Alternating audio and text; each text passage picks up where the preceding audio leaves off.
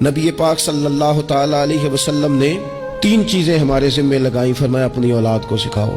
یہ باپ کے ذمے لگائی ہیں حضور نے چیزیں، ماں کے ذمے لگائی ہیں، فرمایا یہ اپنی اولاد کو سکھاؤ 3 چیزیں۔ یا رسول اللہ صلی اللہ علیہ وسلم کون کون سی؟ فرمایا ایک تو اپنی اولاد کو اپنے نبی کی محبت سکھاؤ۔ اس کا مطلب ہے ابا کو نعت پڑھنی چاہیے نا، اس کا مطلب ہے اماں کو نعت آنی چاہیے نا، اس کا مطلب ہے حضور کے قصیدے یاد ہونے چاہیے نا، اس کا مطلب ہے نا کبھی بازو تھام کے باپ کا نا پتر چل آج فلان جگہ تجھے لے جاؤں، وہاں مدینے والے کی باتیں ہوں گی۔